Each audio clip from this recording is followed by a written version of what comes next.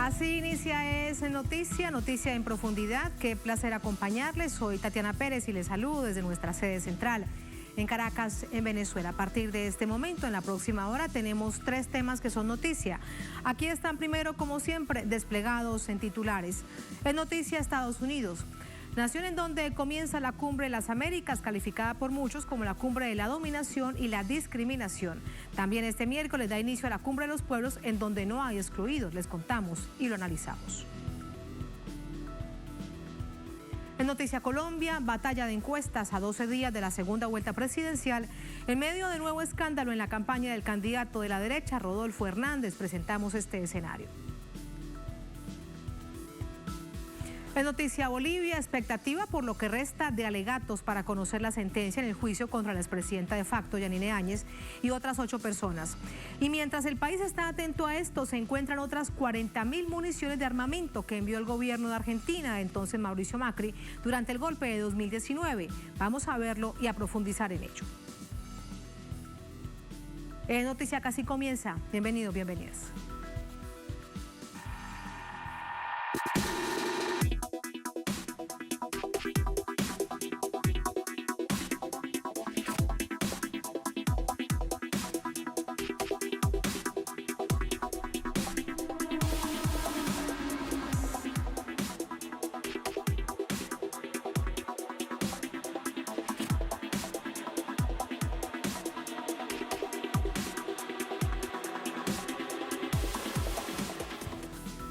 En Noticia Estados Unidos, con una agenda opuesta a la Cumbre de las Américas, más de 200 organizaciones sociales, políticas, sindicales se reúnen para participar en la Cumbre de los Pueblos, también en Los Ángeles, California. Vamos a verlo.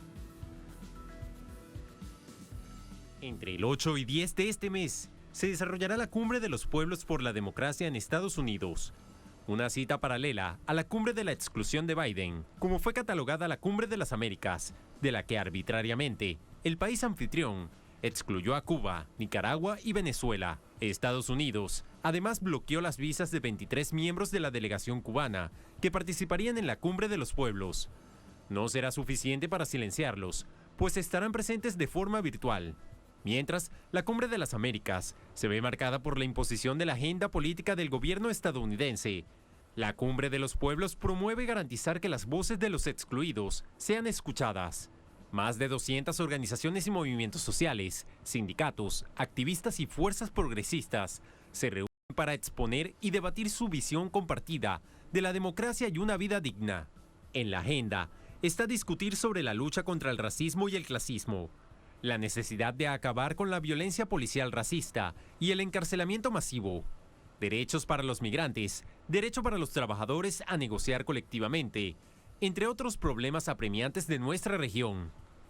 Además, entre los valores en común de quienes hacen parte de este encuentro, destaca la defensa del derecho de las naciones soberanas a decidir sus propias políticas y formas de gobierno, sin interferencias extranjeras, así como la exigencia de poner fin a las acciones económicas coercitivas contra los países de América Latina y levantar el bloqueo criminal contra Cuba. Y hasta allá nos vamos, hasta Los Ángeles, California, con nuestra enviada especial, Aisa García. Aisa, ¿todo listo, todo organizado? Un placer saludarte, aún de día para ti en esta parte del mundo. Desde este lado, pues ya bastante pasada la noche, 8 de la noche con 44 minutos. Así que cuéntanos de este panorama. Efectivamente, Tatiana, tenemos una diferencia de 3 horas. Y bueno, sí, mañana empieza la Cumbre de los Pueblos por la Democracia con la asistencia de más de 100 organizaciones de movimientos progresistas de todo el mundo. Y siguiendo la tradición de la Cumbre de Mar de Plata inaugurada por el presidente de Venezuela, Hugo Chávez, pues habrán talleres, actividades culturales y de debate político, ojo, con énfasis en la postura de Estados Unidos que identifican como marcada por la exclusión y la imposición de una agenda política arbitraria y antidemocrática. Así lo han dicho los organizadores de esta Cumbre de los Pueblos, quienes han adelantado que hablarán de la necesidad de parar la exclusión, de que se imponga la soberanía, la defensa de la soberanía en lugar de la subordinación. De hecho, un presidente, el de Cuba, Miguel Díaz-Canel, ha dicho que la Cumbre de los Pueblos es el verdadero evento político que es trascendental trascendental para los pueblos de las Américas. Y bueno, hay que decir que es un evento sin exclusiones, Tatiana, sin discriminación.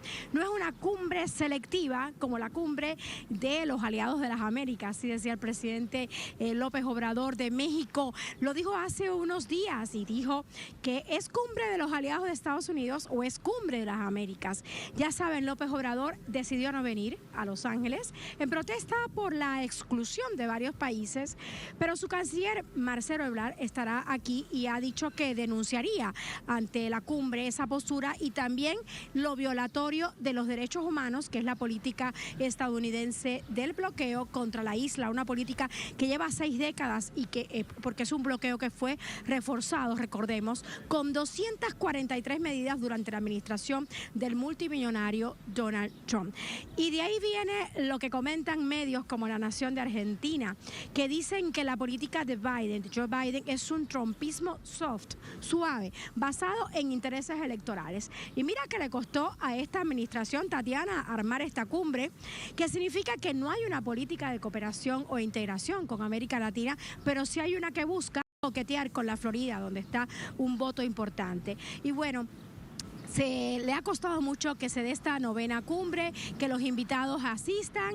Han hecho malabares, empezando por la primera dama Jill Biden, quien visitó Ecuador, Costa Rica y Panamá.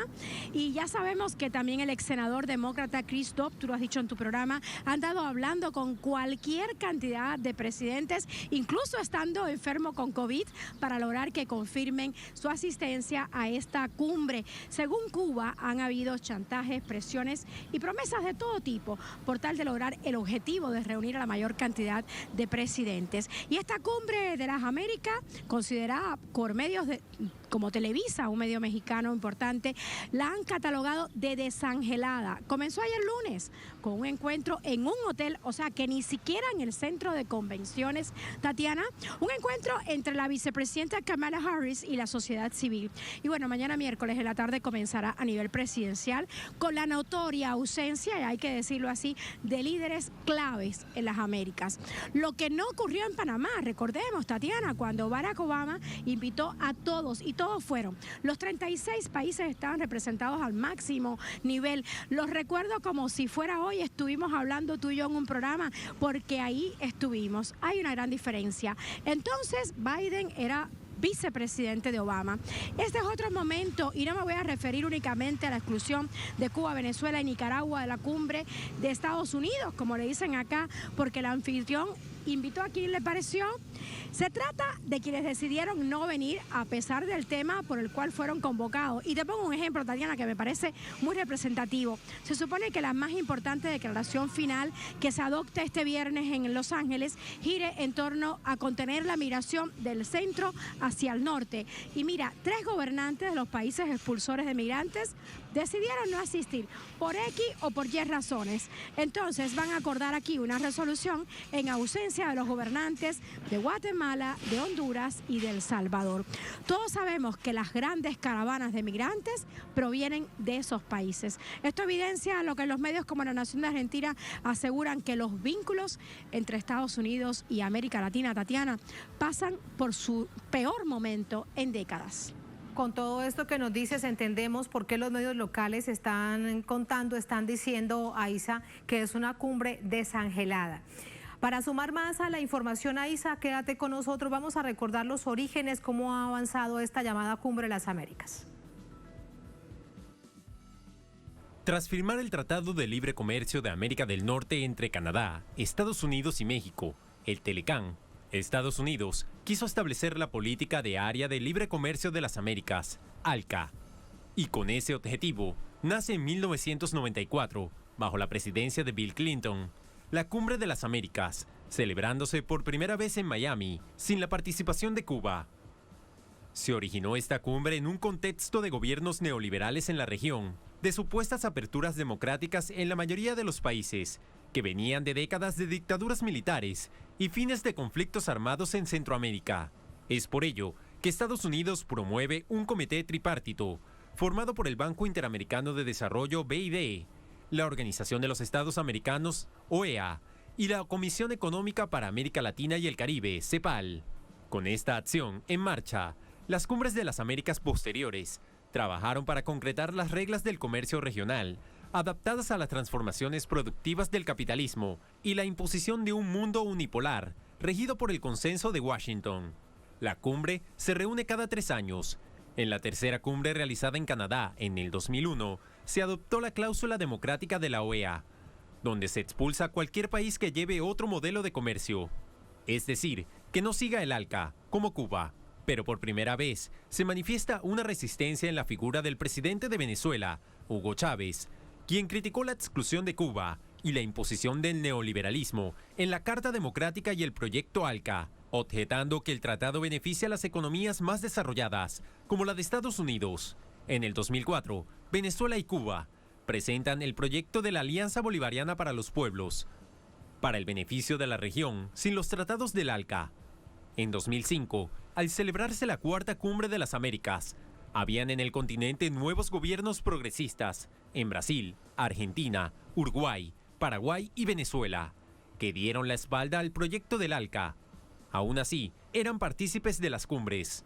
La que se celebra ahora en la era Biden tiene una agenda impuesta por Washington con el interés de limitar la influencia del comercio chino en el continente y crear políticas migratorias, negándoles la posibilidad de participar y defender sus posturas a Cuba, Nicaragua y Venezuela. Importante este recorrido para recordar el origen y qué ha pasado con esa llamada Cumbre de las Américas. Aisa, en todo caso, una pregunta clave es, los países de nuestra América que de alguna manera hacen presencia con los jefes de gobierno en la Cumbre de los Pueblos, ¿querrán los mismos temas? Además sus propias necesidades, los dolores, lo que ha significado además en el marco de la pandemia, con la misma agenda de Estados Unidos impuesta en esta Cumbre de las Américas. Es una excelente pregunta, Tatiana. De hecho, asistentes a la Cumbre de los Pueblos nos han dicho exactamente que no. Hay con diferencias ideológicas gran parte de la región, e incluyo al Caribe, quiere hablar en cumbres con Estados Unidos de crecimiento económico y de combate a la desigualdad. Mientras Estados Unidos tiene un tema, China, Rusia y la situación con Ucrania. Y se repite, China, Rusia, la situación con Ucrania. Y fuera de la lógica geopolítica de muchos países, hay que decirlo así, es reiterativo. De hecho, tampoco se puede hablar de una agenda sobre la pandemia y la distribución de las vacunas anti-COVID. Eso hubiera interesado muchísimo a la región, Tatiana. Y te cuento más, cuando hablas aquí en Los Ángeles sobre la cumbre, ¿qué tema preguntábamos a la gente? ¿Qué sabe de la cumbre? ¿Qué temas se van a hablar?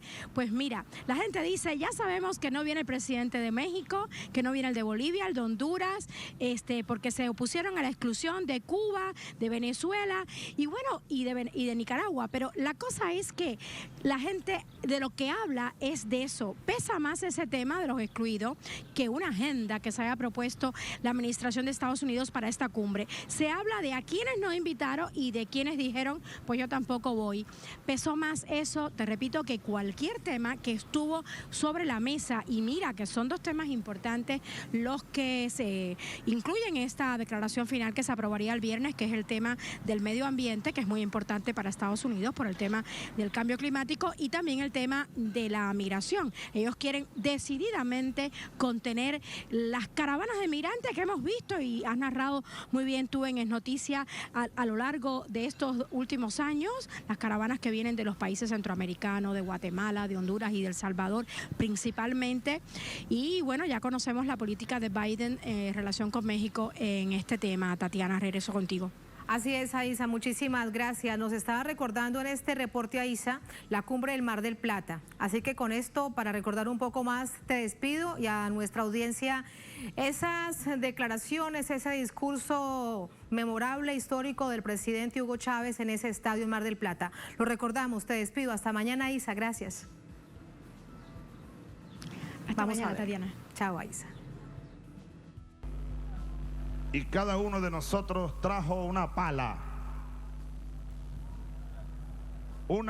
de enterrador, porque aquí en Mar del Plata está la tumba del ALCA.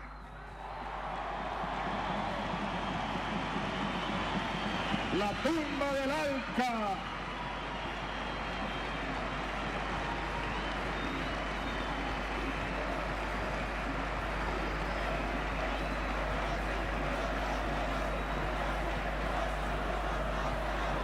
Vamos a decirlo. Alca, al carajo. Alca, al carajo. Vamos con el análisis. Para ello nos acompaña Manolo de los Santos, coordinador de la Cumbre de los Pueblos. Nos acompaña desde Los Ángeles. Manolo, qué placer saludarte. Buenas noches. Suerte a ti y a todos los televidentes de Telesur. Muchísimas gracias. El ALCA ya es un recuerdo y además de esta manera se lo contamos y lo recordamos con nuestra audiencia en América Latina, el Caribe y el mundo y también con nuestra enviada especial AISA. Ahora, ¿qué es lo que busca Estados Unidos? Bueno, yo creo que Estados Unidos llega a esta cumbre, Biden llega a esta cumbre a llegar a imponer de nuevo un modelo de democracia que ya sabemos que es un modelo fallido. Es el modelo que han querido imponer dentro de los propios Estados Unidos, una sociedad sumamente desigual, donde hay millones de personas que cada día pierden el derecho al voto, que no tienen acceso a una vivienda digna, niños que sufren de hambre aquí dentro de los propios Estados Unidos, y a la vez el mismo gobierno norteamericano quiere hablar de democracia a la vez que patrocina golpes, intervenciones y sanciones y bloqueos en la región. Sabemos también que Estados Unidos, como ya Isa había mencionado, quieren imponer un consenso sobre las políticas de Estados Unidos hacia la guerra en Ucrania, sabiendo que en la región no hay ningún consenso sobre tal tema, inclusive que en nuestros países, nuestros hermanos y hermanas de la región les interesa hablar de otros temas, primordialmente el tema del COVID, o sea, seguimos viviendo pandemia y el mismo gobierno norteamericano ha demostrado una política fracasada, no solamente en cuanto a la vacunación, sino en cómo detener la propagación de este virus. Manolo, nos hablas de la democracia que intenta imponer Estados Unidos, pero ¿cuál es esa democracia? ¿Cuáles son esas características que tiene esa democracia de la que tanto dice Estados Unidos que defiende? ¿Qué es lo que pretende llevarle de ejemplo de democracia a nuestra América Latina, a nuestro continente? Bueno, es una continuación del modelo neoliberal de la democracia, una democracia donde participan pocos, pero donde hay posibilidad de hacer mucho dinero, una democracia para los capitalistas, para los multimillonarios, para los que tienen medios, y una democracia que cada vez más, en medio de la crisis social, crisis económica y la crisis política que estamos viviendo en todo el continente, una democracia donde son menos los de nuestro pueblo los que llegan a expresar su voz. Ellos confunden el derecho al voto con el derecho a la participación política. Y nos hemos dado cuenta que cuando Estados Unidos viene hablando de democracia, casi siempre detrás vienen los golpes. Que cuando no nos adaptamos a sus modelos de democracia, siempre vienen con sanciones y bloqueos. Sabemos que cuando Estados Unidos habla de democracia, siempre hay sangre de por medio. Por lo tanto, no es el modelo de democracia que queremos y tampoco lo queremos aquí dentro de Estados Unidos. O sea, estamos hablando de que en este país, aquí mismo en la ciudad de Los Ángeles, una ciudad, dirían, bastante próspera, existen miles, cientos de miles de personas que no tienen el derecho a una vida digna, porque no tienen derecho a la vivienda, porque son migrantes indocumentados que viven bajo condiciones subhumanas y otros casos de violaciones de los derechos humanos.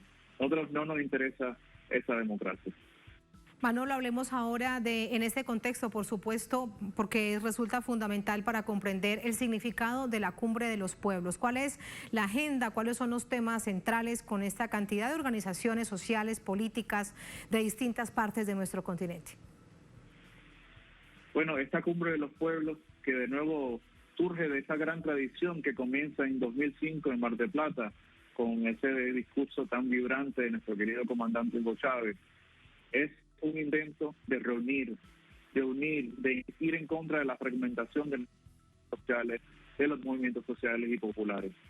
Es un intento de ir en contra de la exclusión, porque sabemos que la cumbre oficial, la Cumbre de las Américas, no solamente excluye a Cuba, Venezuela, Nicaragua, sino que incluye también a todos los millones de personas en este continente que sufren y viven todavía bajo la explotación, la opresión, la pobreza y la miseria. Esto es una cumbre para todos. Y para eso se han unido ya más de 225 organizaciones, sindicatos, movimientos populares y grupos comunitarios de todo el continente, no solamente de Estados Unidos ni de California. Y el intento es también debatir. Manolo, ¿y pudieron llegar, les permitieron el ingreso o hubo alguna dificultad? Bueno, conociendo el gobierno de Estados Unidos y sus organizaciones migratorias, ¿hubo alguna dificultad o todos pudieron ingresar? Todos y todas. Bueno, hasta la fecha siguen llegando delegados de toda América Latina. Estamos pidiendo y exigiendo que no haya detenciones ni que hayan complicaciones en la llegada de nuestros compañeros y compañeras que vienen de tantas partes, desde Brasil, desde Argentina, desde Colombia, desde Haití, desde Venezuela, a participar en esta cumbre. Lo que sí tuvimos muchos problemas es que en un momento dado, ya la semana pasada, quisieron negarnos el permiso para manifestarnos, para movilizarnos y luchar en las calles de Los Ángeles. Y por la solidaridad internacional, porque empujamos, insistimos, finalmente, hace 2 días apenas, finalmente la ciudad de Los Ángeles nos dio el permiso de poder marchar pacíficamente el 10 de junio. Muchísimas gracias, Manolo. Durante esta semana estaremos muy atentos a la Cumbre de los Pueblos. Esperamos poder conversar con todos ustedes. Gracias, muy buenas noches y que todo salga bien. Gracias a ti. Gracias. Así vamos a la primera pausa en esta emisión de Es Noticia. Al volver en Noticia Colombia, batalla de encuestas a 12 días de la segunda vuelta presidencial, en medio de nuevo escándalo en la campaña del candidato de la derecha, Rodolfo Hernández. ¿De qué se trata esto? Les contamos al volver en Es Noticia.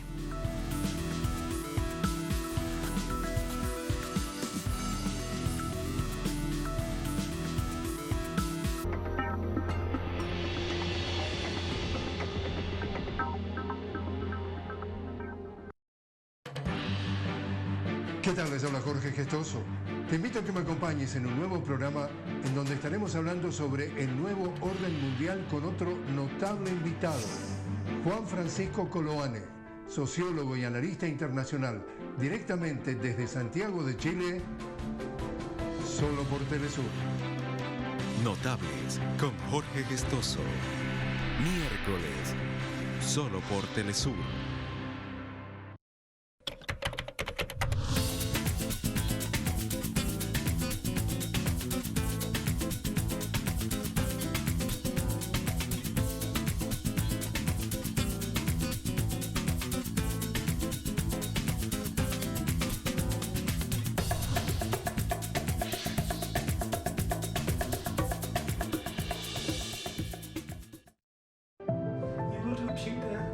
Miradas profundas, llenas de luchas e historias. Luchas que trascienden generaciones. Conoce las realidades más profundas a través de sus protagonistas en Documentales Telesur.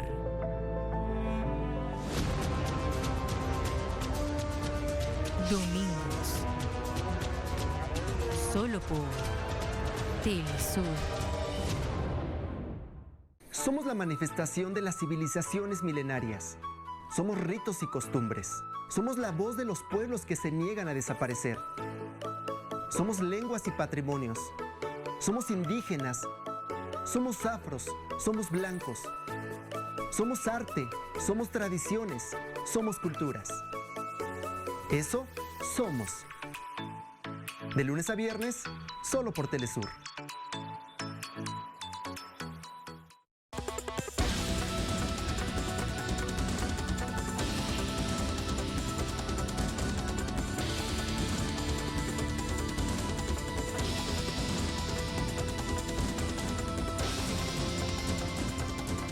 Cada semana se coloca un argumento sobre la mesa y la opinión se la forma usted. Texto y contexto. Domingos, solo por Telesur.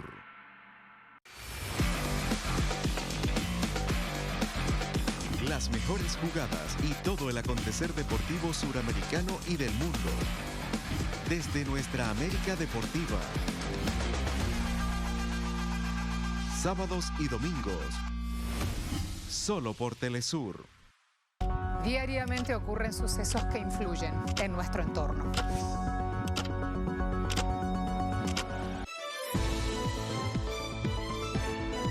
Entérate de las noticias más relevantes de América Latina y el mundo en nuestra agenda diaria.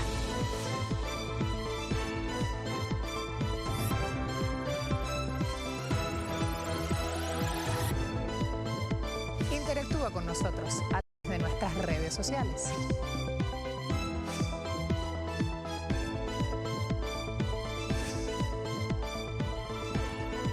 Los esperamos aquí, de lunes a viernes, solo por Telesur.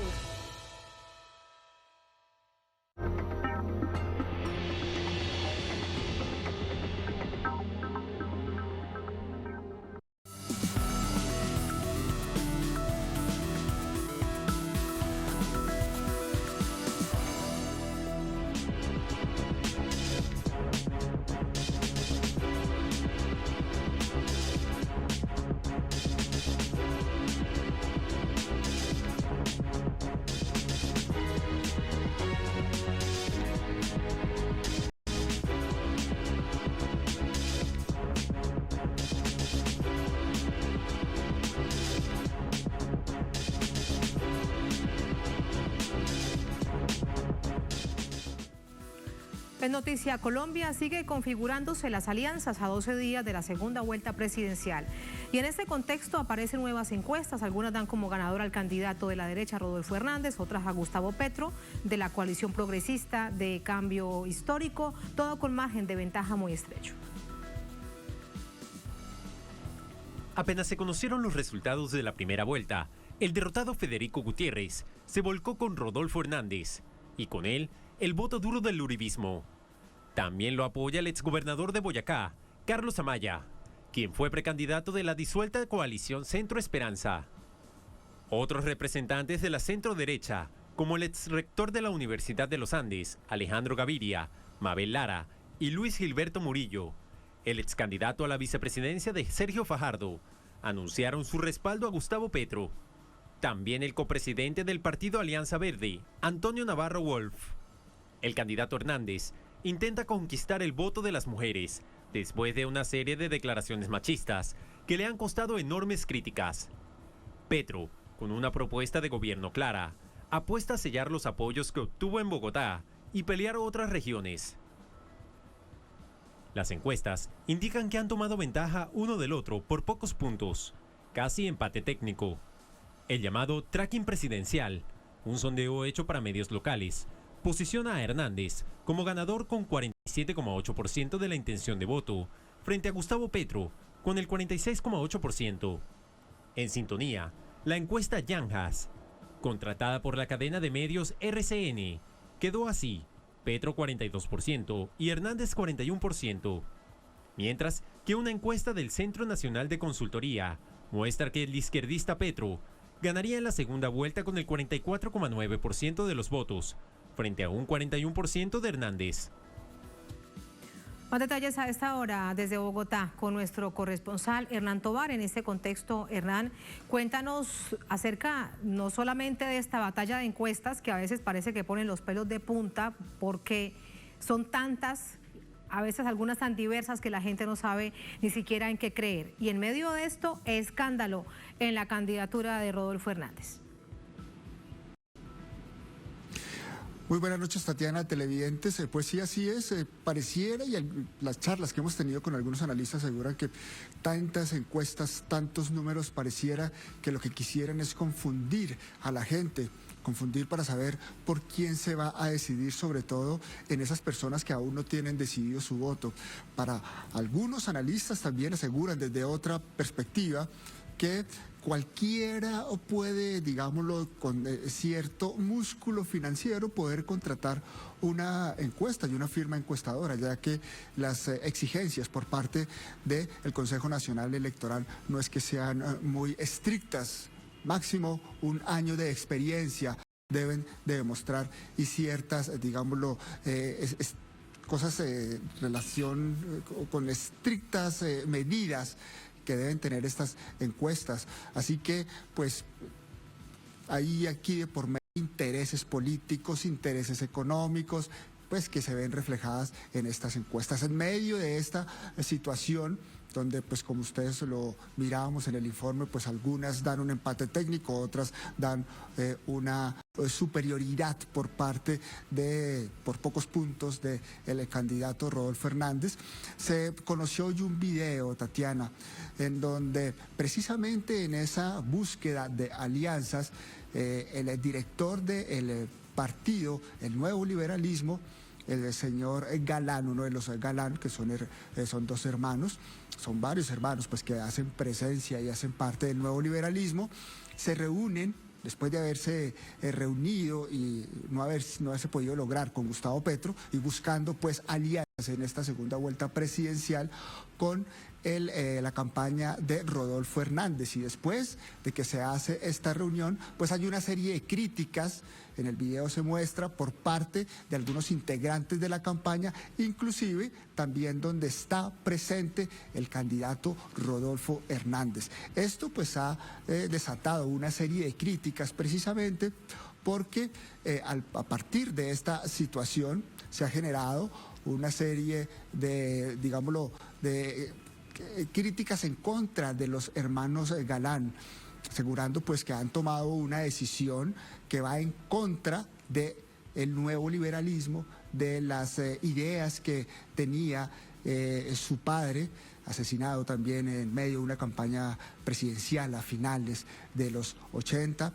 Y, por ejemplo, uno de los primeros en reaccionar fue el candidato precisamente del Pacto Histórico, Gustavo Petro, que aseguró que Juan Manuel Galán, el director del Partido Nuevo Liberalismo, pues resultó siendo una de las personas más retrógradas de la coalición Centro Esperanza. Recordemos que en la coalición Centro Esperanza, la primera vuelta, estaba en unión con Sergio Fajardo. El Nuevo Liberalismo estaba allí impulsando esa candidatura de Sergio Fajardo, que se quedó pues en primera vuelta, pero también desde algunos sectores oficialistas como el partido Cambio Radical, y en este caso el senador Rodrigo Lara aseguró que es falso que Galán haya adherido sin ninguna clase de interés o acuerdo político para apoyar a el candidato Rodolfo Hernández, que allí hay alguna clase de intereses para recobrar un dinero que habría sido prometido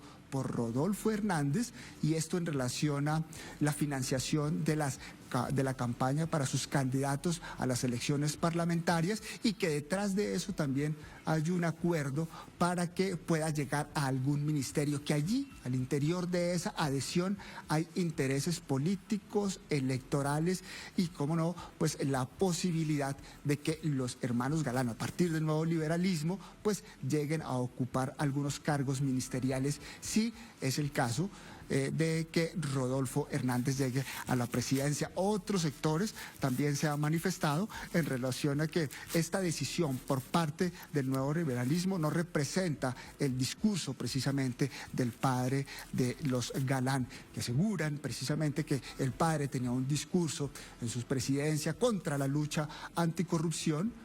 Vemos que el candidato Rodolfo Hernández tiene investigaciones precisamente sobre esos temas, y pues en ese sentido son las críticas que giran en torno a ese reducido grupo del nuevo liberalismo, que ahorita pues se le va a aportar su apoyo a la campaña a Rodolfo Hernández. Así que se tejen esas estrategias, y por debajo también se hacen críticas frente a los intereses de los diferentes sectores que se incorporan en esas campañas electorales, sobre todo las relacionadas con Rodolfo Hernández, que, le reitero, tiene investigaciones por corrupción. Y esa pues debe ser otra situación que deba examinar este candidato a la segunda vuelta en Colombia. Así que bueno, las críticas van y vienen, las adhesiones van y vienen, los señalamientos van y vienen en medio de esta campaña presidencial para la segunda vuelta a realizarse en Colombia el próximo 19 de junio. Gracias, Hernán. Mientras nos contabas todo esto, teníamos precisamente allí en pantalla el video del que nos hacía referencia, que ha generado tal nivel de rechazo, además de condena por parte de distintos sectores en Colombia. Gracias, Hernán. Muy buenas noches. Muy buenas noches. Vamos a ir así con el análisis. Para ello nos acompaña Mario Morales, analista político colombiano. Nos acompaña desde Bogotá. Mario, qué gusto saludarte. Muy buenas noches. ¿Cómo estás? Hola Tatiana, saludo cordial para ti y todos tus televidentes. Muchísimas gracias. Mario, preguntarte primero, conocer tu opinión, tu análisis acerca de esta guerra, de esta batalla de encuestas. Algunas dan por una leve ventaja ganador a Rodolfo Hernández, otras por una leve ventaja ganador a Gustavo Petro, otras dan un empate técnico. Hay diversidad en torno a lo que vemos en los últimos días. Lo cierto es que aparecen muchas. Yo quiero conocer tu opinión al respecto.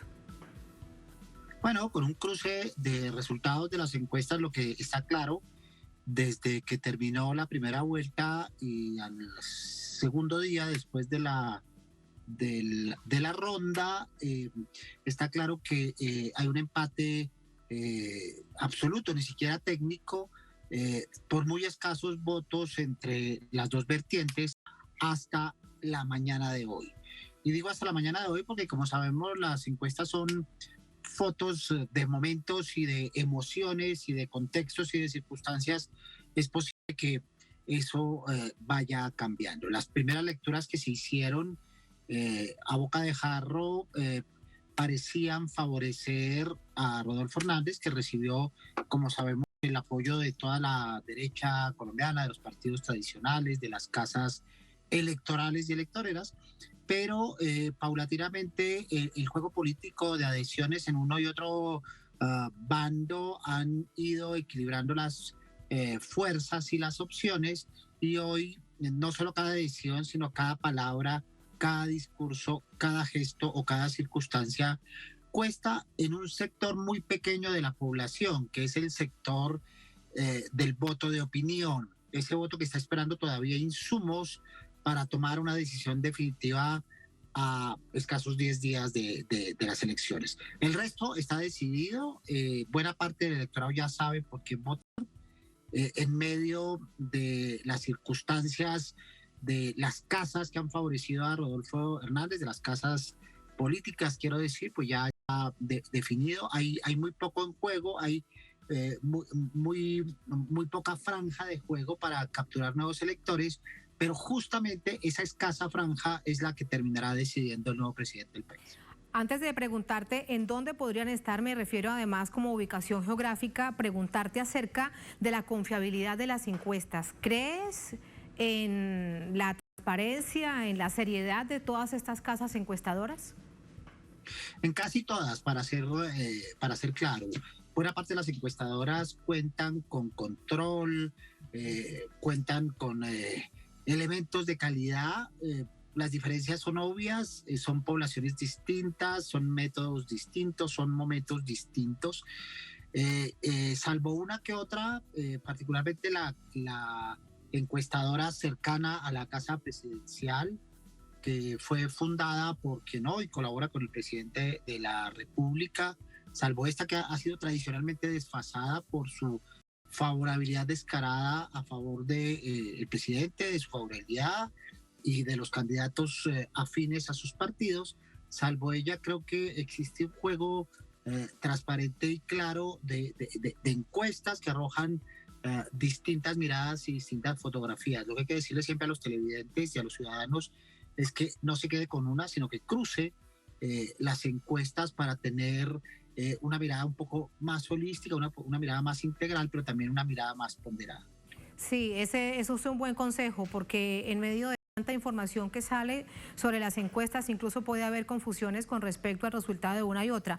Ahora, nos hablabas de esa búsqueda del voto de opinión. ¿En qué sectores geográficos y además sectores poblacionales, me refiero en Colombia, que es una nación tan estratificada socialmente, deberían encontrarse esos votos, Mario? Esencialmente en la capital de la República, que tuvo un voto particular en la primera vuelta, y en las 2 o 3 grandes capitales, Cali, Medellín y Barranquilla, que es donde todavía está por jugarse esta perspectiva. En ese sentido, también las cosas están parejas. Petro aventaja a Rodolfo Hernández, o podría aventajarlo en ese voto de opinión en Bogotá y Barranquilla, no tanto así en Medellín y en esta parte del eje cafetero y en la parte occidental, donde todavía hay un pequeño reducto por jugarse. Pero digamos que no son muchos votos, no estamos llegando ni siquiera al 1.000.000 de votos que estén indecisos. pero si hablamos que las diferencias cruzadas, los sondeos sotoboche de las encuestadoras que se están haciendo ahora y que están en este momento en campo, si juzgamos por los 10.000 o 15.000 votos de diferencia que hay entre una y otra campaña, pues resultan definitivos esos votos de opinión. Y hay un voto que es un voto que ha sido particular en Colombia, que es el voto vergonzante, ¿verdad?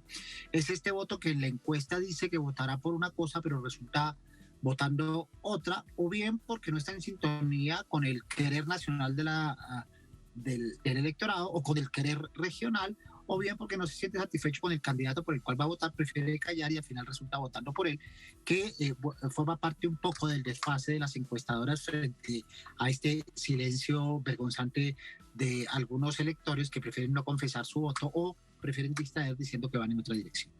Y eso es algo que vemos no solamente en Colombia, en otras partes de nuestra América Latina, que las personas que deciden no expresar abiertamente entre las casas encuestadoras por quién votar. Mario, pues muchísimas gracias. Veremos, solamente quedan 12 días para a lo que muchos han dicho en Colombia será una final de infarto el domingo de la segunda vuelta presidencial. Gracias, muy buenas noches. Gracias, Tatiana, con gusto. Hasta entonces. Hasta luego. Vamos hacia la última pausa en esta emisión de Es Noticia. Al volver en Noticia Bolivia, expectativa por lo que resta de los alegatos para conocer la sentencia en el juicio contra la expresidenta de facto, Yanine Áñez, y otras 8 personas. Mientras el país está atento de esto, se encuentran otras 40.000 municiones de armamento que envió el gobierno de Argentina, el entonces presidente Mauricio Macri, durante el golpe de 2019. Vamos a revisarlo y analizarlo al volver en Es Noticia.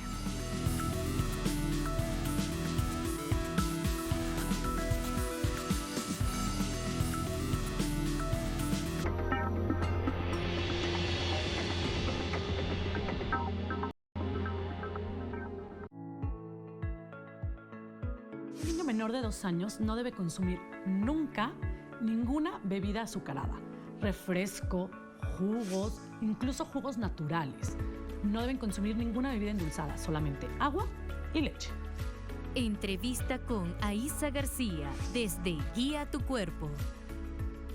Sábado. Solo por Telesur.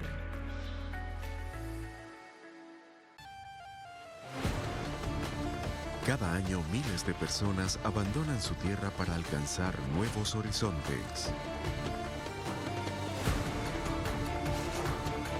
Una realidad de pueblos que luchan por su libertad. Conoce las diversas causas de quienes viven entre fronteras. Jueves. Solo por Telesur. Recorre los acontecimientos nacionales e internacionales en un espacio que ofrece lo más relevante del panorama mundial y lo que fue noticia durante toda la semana. En síntesis, todos los viernes, solo por Telesur.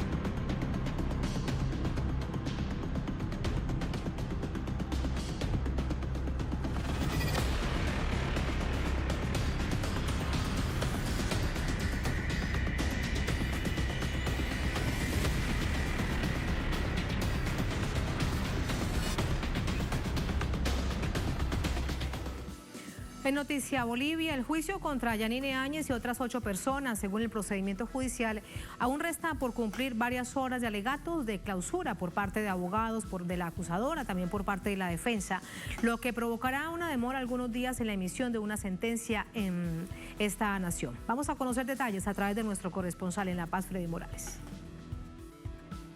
Los familiares de la ex senadora y autoproclamada presidenta del país, Yanine Áñez, insisten en una supuesta precaria salud. situación no confirmada por los médicos que la asisten. El día de ayer mi madre sufrió una crisis muy fuerte debido a las horas que tuvo en la audiencia, tuvo hipotermia, tomó medicamentos, más medicamentos de lo normal y esta es la situación, ¿no? La están matando a mi madre de a poco debido a esta injusticia que está viviendo, debido a este infierno y linchamiento judicial que está viviendo. Uno de los 3 abogados de la principal acusada reveló que ella solicitó a los jueces no más de 5 horas diarias de audiencia. Pide al tribunal que estas audiencias tengan una duración de 4 o 5 horas como máximo, porque de lo contrario ello le descompensa, ¿no? Ella ha recordado que se encuentra medicada, que básicamente la sala en que se encuentra es fría, algo que he podido yo constatar en persona. Los jueces dispusieron que cada abogado de cada una de las partes expondrá sus alegatos de clausura por un mínimo de 1 hora. Entre el lunes y martes se expusieron solo 2 de los 4 abogados por la acusación y quedan 8 abogados por la defensa. A lo que se añade la voluntad de los acusados, como ocurrió el lunes. La señora Áñez estaba cansada, apagó la cámara y se levantó de la sesión, entonces se tuvo que paralizar el juicio. El juez también ha dispuesto algo muy importante, que es que el tribunal se va a desplazar a los recintos penitenciarios para garantizar el principio de inmediación y escuchar las réplicas o lo que tengan para decir las personas acusadas, ¿no? Por la acusación quedan 2 exposiciones, la Procuraduría del Estado y la Presidencia del Senado. Luego la defensa, 3 abogados de la señora Áñez, 1 por cada uno de los 2 militares con detención preventiva y un abogado por cada uno de los 5 uniformados declarados rebeldes. Luego, entrevista de los jueces en los lugares de reclusión, más resolución de recursos dilatorios, como la cesación de detención. Son pequeñas ya acciones como intentos de detener la inminente sentencia que debe producirse máximo en 2 días, porque tampoco pueden decretarse alegatos, un alegato por cada día, ¿no es cierto? Ya ahí hay sanciones, hay otro tipo de medidas que los jueces ya podrían adoptar haciendo uso de su poder ordenador. Concluidos los alegatos, se debe emitir sentencia. 2 de los 7 militares acusados en juicio abreviado recibieron 3 años de cárcel cada uno. El martes, tras escuchar la conclusión de la Fiscalía y del Ministerio de Gobierno, se declaró receso hasta la tarde del miércoles. La acusación es por supuestos delitos cometidos antes de que Áñez se autoproclamara presidenta. Freddy Morales, Telesur, Bolivia. Así entramos con el análisis. Para ello nos acompaña vía telefónica Hugo Moldis, exministro del gobierno del presidente Evo Morales, intelectual boliviano, con nosotros desde La Paz. Hugo, bienvenido, muy buenas noches.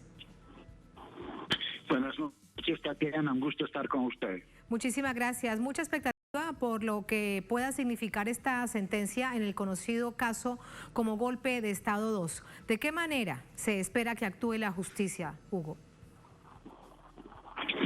Se espera que actúe apegada a derecho, de la manera más objetiva posible.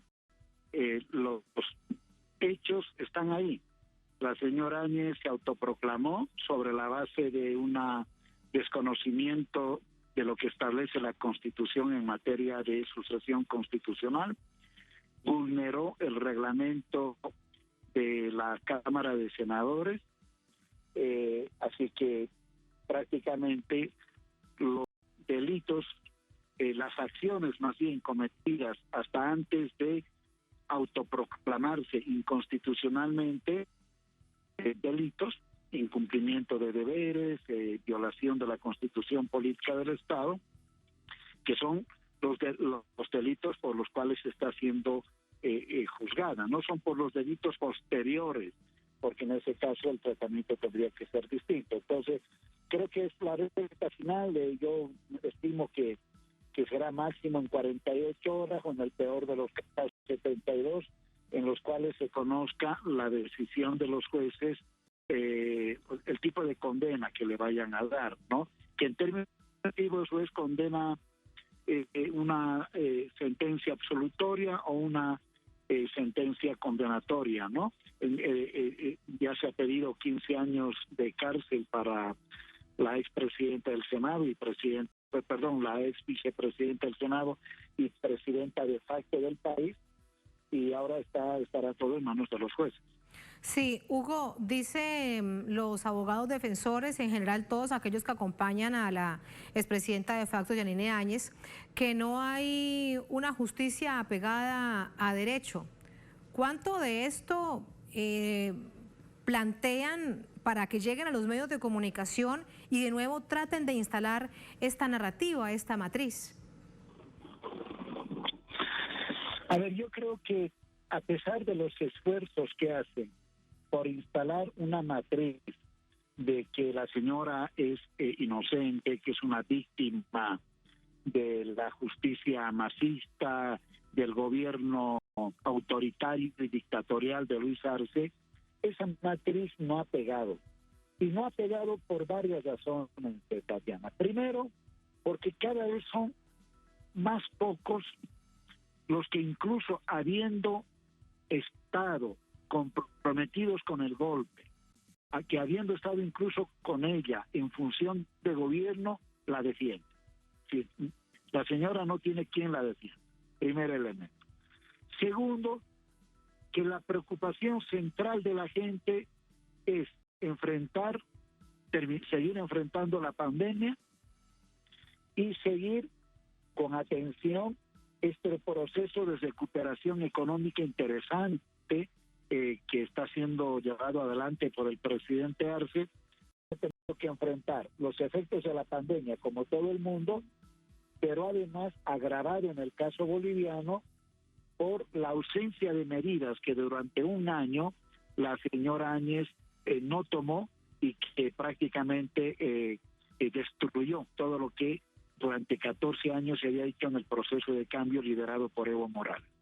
La gente está viendo que el país empieza a despegar económicamente y entonces tanto económica como política y mediáticamente no existe un terreno fértil como para convertir a la señora Áñez en una víctima de la injusticia, ¿no? Es decir, pero además ha hecho todo lo necesario para que el proceso se sujete, ¿no es cierto?, al cumplimiento de las garantías constitucionales. Incluso a través también de las Naciones Unidas, que está tan pendiente, y otras organizaciones internacionales de este proceso. Para despedirte, no quiero dejar de recordar lo que ha sucedido en las últimas horas, y es que han aparecido 40.000 se me va la palabra, nuevas pruebas para identificar a dónde fueron a parar las armas y los aditamentos que envió el gobierno del presidente Macri en 2019. Quiero preguntarte acerca de ello, cuánto, pero no solamente sobre lo que significa, porque al fin y al cabo son 40.000 y si están en cantones militares o de la policía, pero cuánta verdad falta por ser revelada. Muchísima. Yo personalmente creo que con la sentencia de la señora Áñez se cierra un capítulo, pero todavía hay muchos capítulos por abrirse y por cerrarse.